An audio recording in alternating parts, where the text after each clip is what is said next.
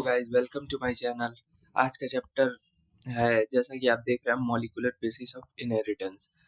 Guys, इसको NCERT ने 10 part में डिवाइड किया है। जैसा कि डीएनए जो जेनेटिक मटेरियल होता है हम लोग का, तो मतलब डीएनए के बारे में पढ़ेंगे, कैसे बना जेनेटिक मटेरियल, कितने एक्सपेरिमेंट हुए, क्या क्या हुआ। फिर सर्च ऑफ जेनेटिक मटेरियल का कैसे खोज हुआ कि कौन है जेनेटिक मटेरियल, प्रोटीन, आरएनए और डीएनए में। फिर आरएनए वर्ल्ड क्या है, क्यों आरएनए वर्ल्ड इसको बोला जाता है। फिर रेप्लिकेशन किसको बोलते हैं, आपने सुना ही होगा, डीएनए से डीएनए का फॉर्मेशन को। ट्रांसक्रिप्शन किसको बोलते हैं, डीएनए से आरएनए को। जेनेटिक कोड, कुछ जेनेटिक कोड होते हैं जो वेरियस जीन के लिए, वेरियस मतलब चीज के लिए वेरियस होते हैं। जैसे मेथियोनिन के लिए AUG होता है, तो वो स्पेसिफिक होगा, कहीं भी प्रोकैरियोट यूकैरियोट हर जगह AUG ही होगा। फिर ट्रांसलेशन में प्रोटीन फॉर्मेशन होता है। रेगुलेशन ऑफ जीन एक्सप्रेशन, कैसे जीन एक्सप्रेस कर से, लैक ऑफ ब्राउन, ये सब। फिर ह्यूमन जीनोम प्रोडक्ट जो बना था कई कंट्रियों ने मिलकर, US, जापान, चाइना, इन सब ने मिलकर बनाया था। फिर डीएनए फिंगरप्रिंटिंग लास्ट में, जिससे जैसे कि आपने सुना होगा कि अगर कोई मतलब मर्डर रेप केस वगैरह वगैरह होता है, तो उसको डीएनए फिंगरप्रिंटिंग यूज किया जाता है। अगर आपने किसी भी मिस्ट्री या थ्रिलर कोई भी कुछ भी देखा हो तो okay guys, welcome to my channel. I am your doctor Aditya Mishra. तो चलिए शुरू करते हैं, molecular basis of inheritance. Okay, let's start. In previous chapter you have learned the inheritance pattern and the genetic basis of such pattern, ठीक है, at the time of Mendel। ठीक है, इसके पुराने वाले चैप्टर में प्रिंसिपल इनहेरिटेंस वेरिएशन में हमने genetic basis of such pattern पढ़ा था। The nature of those factor regulating the pattern of inheritance was not clear। ठीक है, over the next 100 year the nature of putative genetic material was investigated, culminating in the realization that DNA deoxyribonucleic acid is the genetic material at least for the majority of organisms। ठीक है, class 11th you have learned that the nucleic acid are the polymer of nucleotides। ठीक है, deoxyribonucleic acid DNA और ribonucleic acid RNA are two type of nucleic acid found in living system। okay, DNA act as a genetic material in most of the organism। okay, DNA एक genetic material है in most of the organism. RNA through it is also a genetic material in some virus. ठीक है, virus में RNA है, mostly function as a messenger. RNA has additional role as well it function as adapter, structural, and in some case catalytic molecule। in class 11 you have already learned the structure of the nucleotides। ठीक है, structure of nucleotide and the way these monomer units are linked to form nucleic acid and polymer। ठीक है, in this chapter we are going to discuss the structure of DNA, its replication, and the process of making RNA and DNA। ठीक है, the genetic code that determines the sequences of amino acid in protein, the process of protein synthesis, translation, and the elementary basis of regulation। The determination of complete nucleotide sequence in human genome during last decade has set into new era of genomics। In last section, the essential of human genome sequencing and its consequences will also be discussed। ठीक है, let us begin with our discussion by the first understanding of the structure of the most interesting molecule in the living system, that is DNA। In the subsequent section we will understand that why is the most abundant genetic material and what is the relation with RNA। ठीक है, अब DNA start करते हैं। What DNA क्या है? DNA is a long polymer of deoxyribonucleotide। ठीक है, the length of DNA is usually defined as the number of nucleotide or a pair of nucleotide referred to as a base pair। ठीक है, present in it। This is also is a characteristics of organism। For example, bacteriophage 174 has 5386 मतलब 5386 nucleotides किसके पास, bacteriophage के पास present रहते हैं।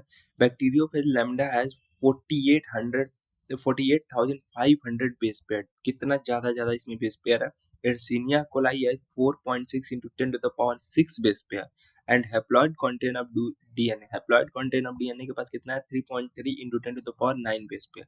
Let us discuss the structure of the such a long polymer. ठीक है, अब पॉलीन्यूक्लियोटाइड को देखते हैं. Structure of polynucleotide. Let us recapitulate the chemical structure of polynucleotide जिसको डीएनए और आरएनए कहते हैं. ठीक है, द न्यूक्लियोटाइड हैज 3 कंपोनेंट. ठीक है, तीनों याद रखने हैं, तीनों इंपॉर्टेंट है. एक नाइट्रोजनस बेस होगा, एक पेंटोस शुगर दूसरा, और तीसरा है फॉस्फेट ग्रुप. ठीक है, पेंटोस शुगर में क्या है, ribose in case of RNA and deoxyribose in case of DNA. आप सबको पता है डीऑक्सीराइबोस शुगर होता है और राइबोस शुगर होता है. तो अगर आरएनए प्रेजेंट है तो उसमें राइबोस शुगर प्रेजेंट होगा, डीएनए प्रेजेंट है तो उसमें deoxyribose. There are two type of nitrogenous base, purines, adenine guanine जिसमें आते हैं, पिरिमिडिन जिसमें साइटोसिन, यूरेसिल्स एंड थायमिन आते हैं. ठीक है, cytosine is common in both DNA and RNA.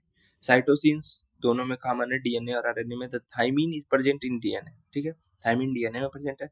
Uracil is present in RNA at the place of thymine. Uracil जो होता है वो आरएनए में प्रेजेंट होता है, किस प्लेस पे, थायमिन के. A nitrogenous base is linked to the OH of first carbon pentose sugar through N glycosidic linkage to form N nucleoside. देखो, जो इन नाइट्रोजनियस बेस होता है वो लिंक्ड होता है OH से, फर्स्ट कार्बन से ऑफ द शुगर से, थ्रू N ग्लाइकोसिटिक लिंकेज, और ये क्या फॉर्म करता है, न्यूक्लियोसाइड सच एज एडिनोसिन. अगर एडिनोसिन कहीं दिख जाए, डी ग्वानोसिन दिख जाए, ग्वानोसिन दिख जाए, डीऑक्सी ग्वानोसिन दिख जाए, सिस्टीन दिख जाए, डीऑक्सीसिस्टीन दिख जाए, यूरिडीन दिख जाए और डीऑक्सी थाइमिडीन दिख जाए, मतलब इन आई एन ये सब वाले जितने हैं ये अगर कहीं दिख जाए तो ये किस में प्रेजेंट होंगे, ये आपके होंगे न्यूक्लियोसाइड्स. साइड्स में क्या क्या आएगा, देखिए, एक न्यूक्लियोसाइड होते हैं, एक न्यूक्लियोटाइड होते हैं. ठीक है, when the phosphate group is linked to the OH of 5 carbon nucleoside through phosphodiester, the corresponding is known as. देखिए, न्यूक्लियोटाइड और न्यूक्लियोसाइड में अंतर यही है कि न्यूक्लियोटाइड जो है उसमें फॉस्फेट ग्रुप लिंक होगा, और जो न्यूक्लियोसाइड है उसमें फॉस्फेट ग्रुप लिंक नहीं होगा, उसमें सिर्फ पेंटोस शुगर और हो रहेगा. ठीक, और अगर आइंस, डीऑक्सीसाइटीडीन ये सब आएगा तो ये किस में आएगा, न्यूक्लियोसाइड्स में. न्यूक्लियोटाइड में क्या आएगा, एडिनिलिक साइकिल, ऐसे साइकिल टाइप में आएगा, जैसे आगे दिखेगा आपको. Type of sugar is form. Two nucleotide are linked by 3,5 phosphodiester linkage to form dinucleotide. ठीक है, more nucleotide can be jointed in such a manner to form polynucleotide chain. A polymer thus form had one free end uh, or one free end phosphate moiety at the 5 end of the sugar. 5 end पे sugar था, phosphate moiety का which is referred to as 5 end of polynucleotide. Similarly at the other end of the polymer the sugar has free OH, मतलब third carbon पे. ठीक है, group which is referred to as 3 end of polynucleotide chain. The backbone of polynucleotide is formed due to the sugar phosphate. ठीक है, sugar phosphate की वजह से form होगा. The nitrogenous base is linked to the sugar moiety. ठीक है, in RNA, every nucleotide residues have additional OH group present at the second position at the ribose. देखिए, RNA में क्या होता है, एक एडिशनल OH ग्रुप प्रेजेंट होता है second position of the ribose. ठीक है, also in RNA the uracil is found at the place of thymine. RNA में यूरेसिल फाउंड होता है किसके प्लेस पे, at the place of thymine के प्लेस पे. ठीक है, DNA is an acidic met substance present in the nucleus was first identified by Friedrich Miescher 1869. ठीक है, डीएनए एक एसिडिक सब्सटेंस है जो प्रेजेंट होता है न्यूक्लियस में, was पहले आइडेंटिफाइड हुआ था किससे, Friedrich Miescher 1869. He named is as nuclein, वो इसको न्यूक्लिन नाम दिए थे. However due to the technical limitation in isolating such a long polymer intact, the elucidation of the structure of DNA remain exclusive for very long period of time. It was only 1953 James Watson and Francis Crick, based on the X-ray diffraction data produced by Maurice Wilking and Rosalind Franklin, proposed a very simple but famous double helix model for the structure of DNA. मतलब बहुत दिन तक ये अनजान रहा DNA का model, और ये प्रूव किसने किया, Maurice Wilkins, Watson and Crick with the help of Maurice Wilkins and Rosalind Franklin. इन तीनों को नोबेल प्राइज भी मिला था. रोजालिंड फ्रैंकलिन को इसलिए नहीं मिला क्योंकि वो उस समय तक डेथ कर गई थी. One of the hallmark of their proposition was base pairing between two strands of polynucleotide chain. ठीक है. However, this proportion was also based on the observation of Irving Chargaff that for the double strand DNA, the ratio of adenine and thymine and guanine and cytosine are constant and equal to 1. ठीक है. The base pairing confer a very unique property to the polynucleotide chain. ठीक है. They are said to be complementary to each other, and therefore, if the sequence of bases in one strand is known, then the sequence of other strand is can be predicted. ठीक है. अगर sequence एक base का पता हो तो आपका दूसरा बेस का ऐसे ही प्रेडिक्ट किया जा सकता है. ठीक है. Also, if the strand of DNA that is called parental DNA act as a template for the synthesis of new strand, the two double-stranded DNA thus produced will be identical to parental DNA molecule. Because of this, the genetic implication of DNA become much clear. ठीक है, very clear. अब वो देखते हैं. Salient feature of double helix structure DNA as follows. पहला, it is made up of two polynucleotide chain where the backbone is constituted by sugar phosphate and base is projected inside. ठीक है. sugar phosphate motility होता है और base is projected inside. The two chain has anti-parallel polarity. It means if one chain has polarity 5:3, the other is 3:5. The bases in two strand are paired through hydrogen bond, forming a base pair. Adenine from two hydrogen bond and thymine from opposite strand and vice versa. Similarly, guanine is bounded to cytosine with three hydrogen bond. As a result, always a purine come opposite to pyrimidine. This generate approximately a uniform distance between the two strand of helix. ठीक है. The two chain are coiled in right-handed fashion. The pitch of the helix is 3.4 nanometer billionth nanometer and roughly 10 base pair in each turn. Consequently, the distance between the base pair in the helix is approximately 3.34 nanometer. ठीक है. The plane of one base is stacked over the other double helix. This, in addition to hydrogen one, confirm the stability of the helical structure. ठीक है. The proposition of double helix structure for DNA and its simplicity in explaining the genetic implication become revolutionary. Very soon, Francis Crick proposed the central dogma in the molecular biology, which states that the genetic information DNA, RNA and protein. इसको central dogma भी कहते हैं. जैसे DNA से RNA बना, RNA से protein बना, DNA से RNA जो बना उसको ट्रांसक्रिप्शन, RNA से जो प्रोटीन बना उसको ट्रांसलेशन, DNA से DNA बना उसको replication.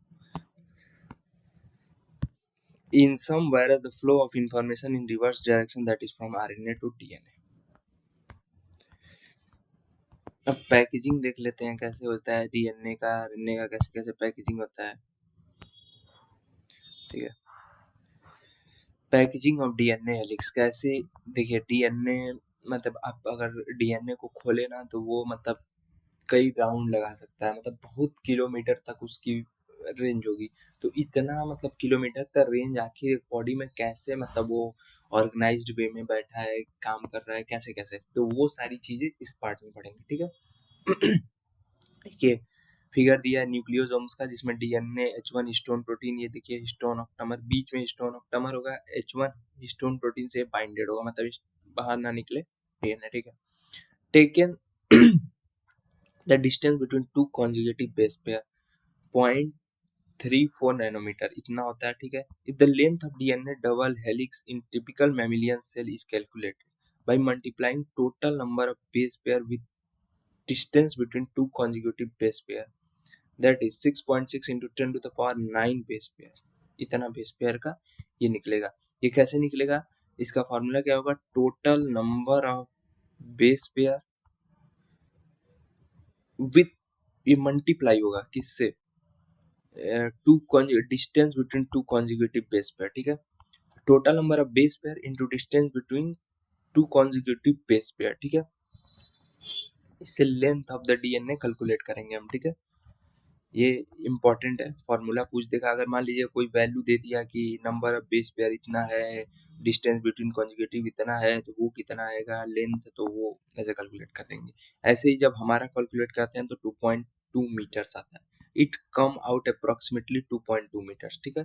The length is far greater than the dimension of the typical nucleus. देखिए important, approximately 10 to the power -6 metre. If the length of E. coli is 1.3 mm. Can you calculate the number है तो आप ऊपर वाले से calculate कर सकते हैं. In prokaryotes such as E coli through they do not have a definite nucleus, उनके पास definite nucleus नहीं है. DNA is not scattered throughout the cell. DNA being negatively charged is held with some protein that have a positive charge in the region termed as nucleoid. ठीक है. The DNA in the nucleoid is organized in a large loop held together by proteins. ठीक है. DNA एक acidic है मतलब negative है और जो बेस है वो पॉजिटिव होगा तो उन दोनों का लिंकेज हो जाता है. ठीक है. In eukaryote, the organization is much more complex. There is a set of positively charged basic protein, histone protein. A protein acquires charges depending upon the abundance of amino acid residue with the charge site. ठीक है. Histone are rich in basic amino acid residue lysine and arginine. Both the amino acid residue carry positive charge in their side chain. Histone are organized to form a unit of 8 molecule called histone octamer. ठीक है. The negatively charged DNA is wrapped around positively charged histone octamer to form a structure called nucleosomes. ठीक है. A typical nucleosomes contain 200 base pair in DNA helix. Nucleosome constitute the repeating unit of the structure of the nucleus called chromatin. The thread-like strand body seen in nucleus. The nucleosome in the chromatin are seen on beads on string. देखिए beads on string पे ये nucleosomes show हो रहा है. Structure when viewed under electron microscope. Theoretically, how many beads nucleosome do you imagine on the present mammalian cell? ठीक है. ये आपके लिए क्वेश्चन है important. The beads of string structure in the chromatin is packed to form chromatin fiber that further coil and condense at metaphase stage of the cell division of the chromosome. The packaging of chromatin at higher level requires additional set of protein that collectively referred to as non-histone protein. In typical nucleus, some of the region of chromatin are loosely packed and refer to as euchromatin. देखिए non stone जो protein रहते हैं इसमें कुछ protein जो होते हैं वो लूजली पैक्ड होते हैं और कुछ प्रोटीन जो होते हैं वो डेंस पैक्ड होते हैं. तो जो लूजली पैक्ड होते हैं उनको यूक्रोमेटिन कहते हैं. The chromatin is more densely packed and stain dark are called हेटेरोक्रोमेटिन.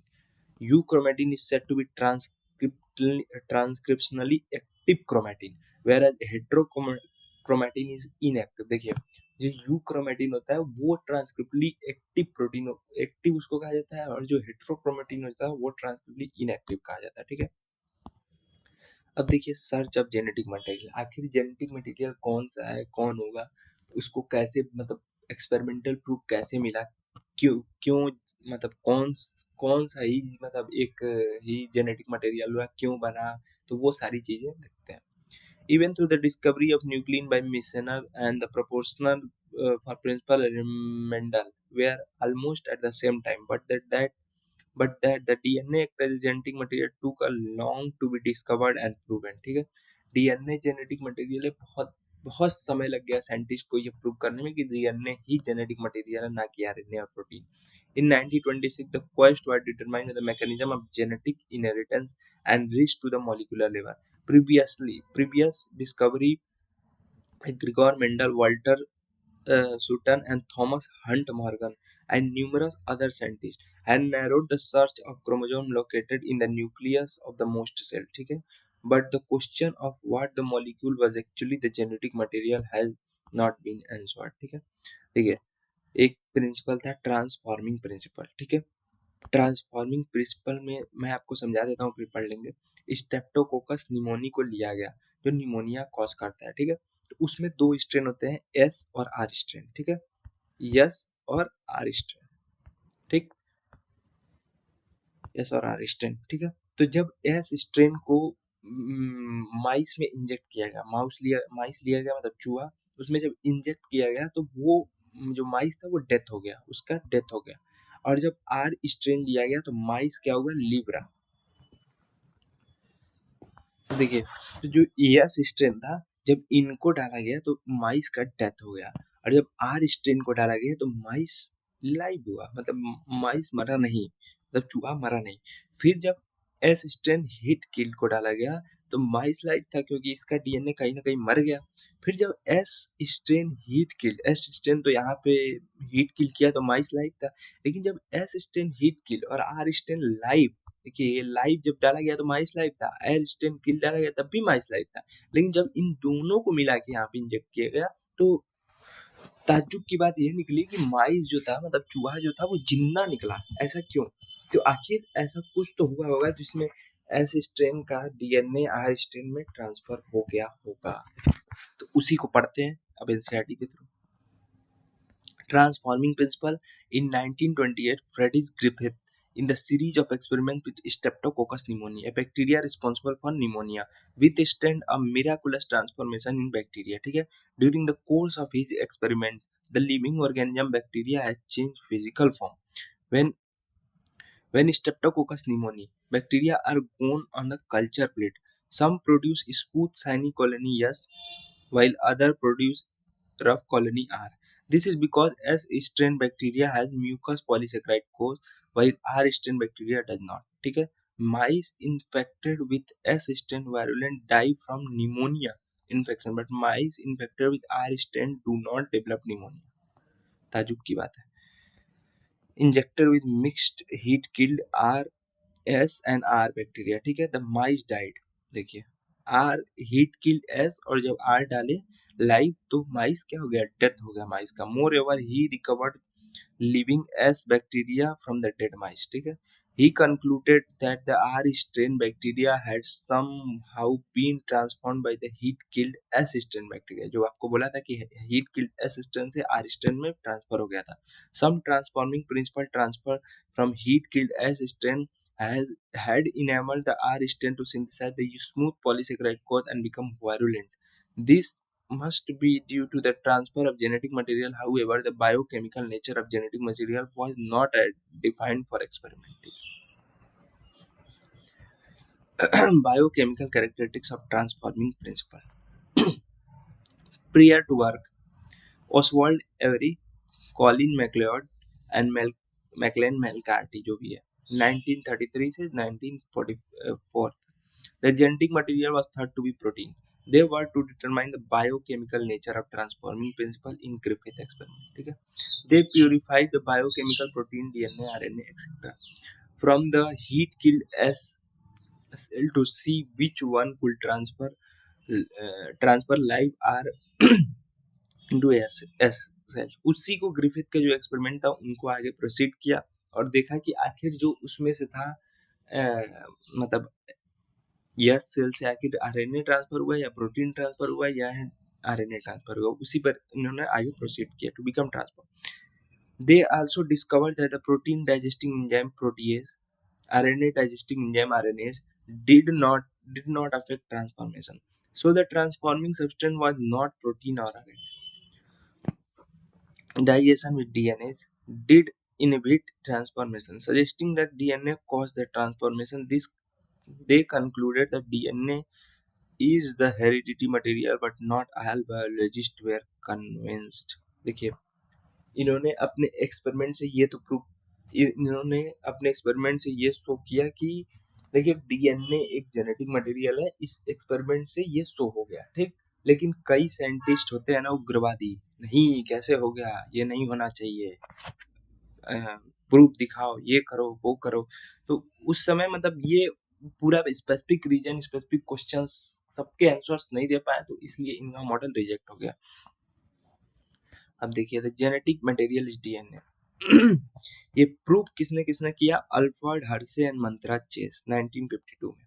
The unequal proof that the DNA is a genetic material came from the experiment of Alfred Hess and Mandra Chase. They worked with the virus that infect the bacteria is called bacteriophage. देखिए bacteriophage के बारे में थोड़ा सा पढ़ लेते हैं। Bacteriophage अगर आपसे कोई पूछे कि क्या है, वायरस या बैक्टीरिया, तो आप क्या बोलेंगे, ऐसे जनरली क्या बोलेंगे, बैक्टीरिया। देखने में तो यही लग रहा है कि ये बैक्टीरिया, बट ये बैक्टीरिया नहीं है, ये एक वायरस है जो बैक्टीरिया में इन्फेक्शन कॉज करता है।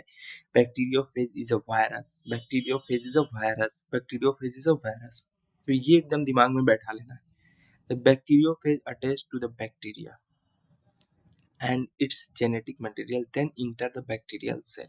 ठीक है, पहले अटैच होता है, फिर उसके अंदर अपना जेनेटिक मटेरियल जो भी है वो ट्रांसफर करता है। The bacterial cell treats the viral genetic material as if it was its own and subsequently manufacture more virus particle. ठीक है, Hershey and Chase were to discover whether it was protein or DNA from the virus that entered the bacteria. ठीक है, अब ये experiment किए कि either genetic material protein था जो एंटर किया या फिर डीएनए था। They grow some virus on the medium that contain radioactive phosphorus and some other medium that contain radioactive sulfur. Virus grown in the presence of radioactive phosphorus contain radioactive DNA but not radioactive protein. ठीक है, देखिए radioactive phosphorus DNA में था और radioactive sulphur जो था वो protein में था, because DNA contain phosphorus but protein does not. Similarly virus grown on radioactive sulphur contain radioactive phosphorus but not radioactive DNA. देखिए रेडियोएक्टिव सल्फर किसमें है, प्रोटीन में, रेडियोएक्टिव फॉस्फोरस किसमें है, डीएनए में। ठीक है, ये याद रखिएगा कि किसमें क्या है।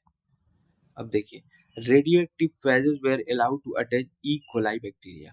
Then as the infection proceeded, the viral coat were removed from the bacteria by agiting them in blender. ठीक है, वायरल कोट उसका रिमूव हो गया। The virus particle were separated from the bacteria by spinning them into centrifuges. Virus particle remove कर दिया गया, कैसे, सेंट्रीफ्यूगेज की मदद से। Bacteria which was infected with virus had radioactive DNA.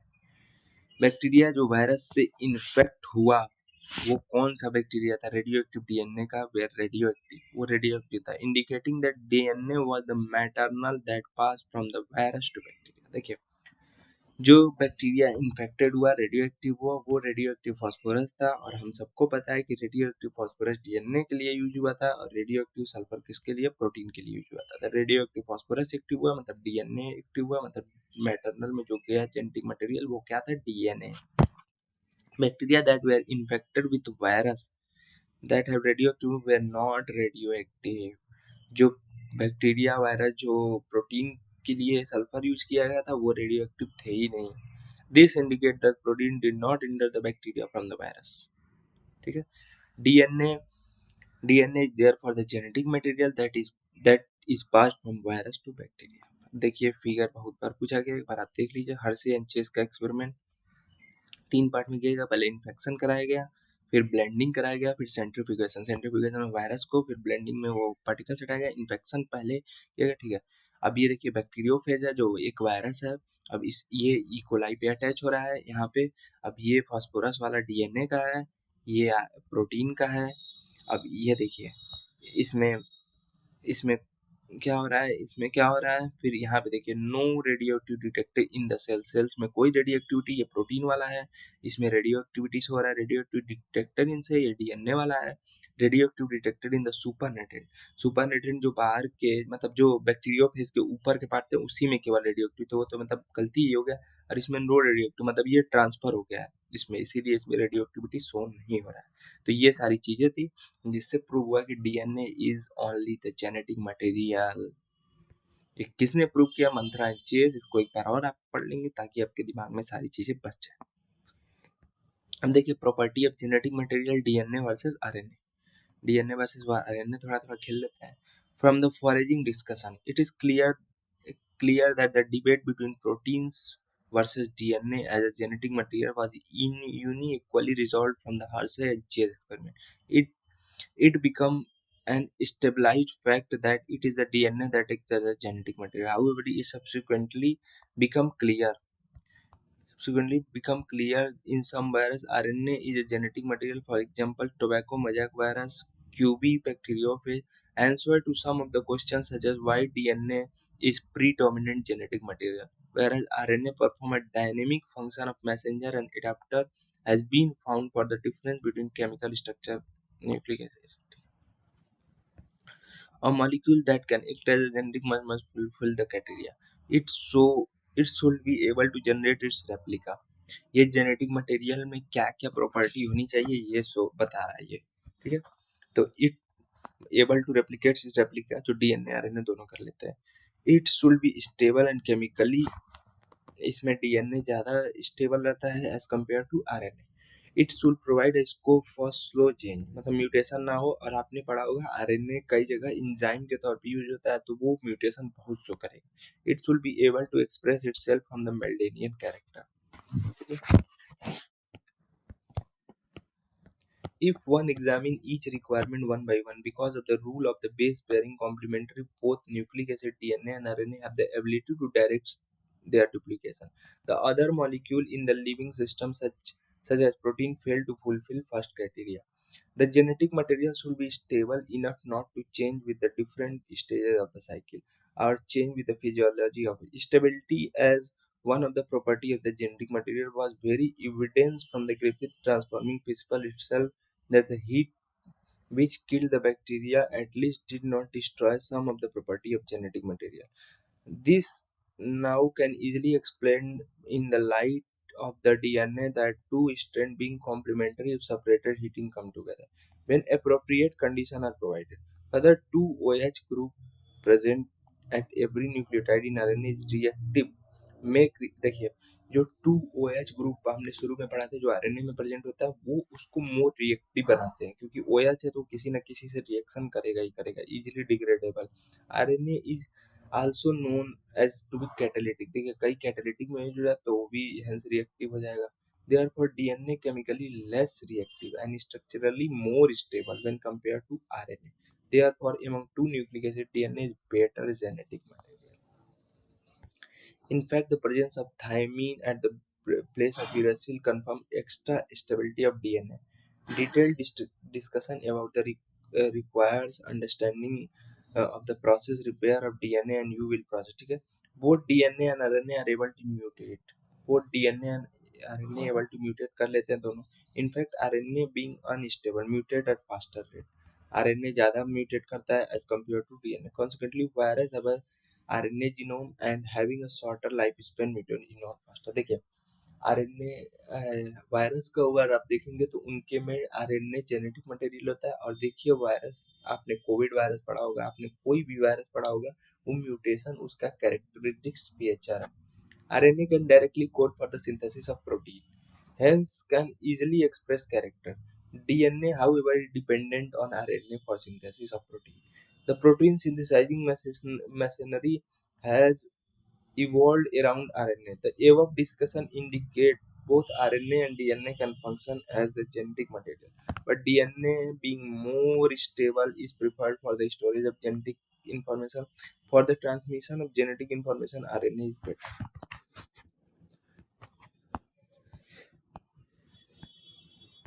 RNA vault. For foraging discussion, an immediate question becomes evident. Which is the first genetic material? It shall discuss in detail in chapter of chemical evolution, but brief we shall highlight some of the facts and points. RNA was the first genetic material. This is now enough evidence to suggest that the essential life processes such as metabolism, translation, splicing, etc. evolved around RNA. RNA used to act as a genetic material as well as a catalyst. There are some important biological reaction in living system that are catalyzed by RNA catalyst and not by protein catalyst. ठीक है, RNA world बोल रहा है, मतलब RNA की पढ़ाई। तो RNA की पढ़ाई क्या क्या है? ये कैटलिस्ट की तरह वर्क कर लेता है, ये मेटाबॉलिज्म, ये म्यूटेशन में हेल्प करता है, ये मतलब जेनेटिक मटेरियल भी है, ये कई कई जो प्रोटीन एंजाइम कैटेलाइज नहीं हो पाते वो आरएनए करता है। RNA being a catalyst were reactive and hence unstable. Therefore, DNA has evolved from RNA with chemical modification that make it more stable. DNA being double stranded and having complementary strand further resist the change immunity. अब देखिए replication, आज के लिए इतना ही। Replication से हम लोग next part में स्टार्ट करेंगे। Thank you so much. Thank you.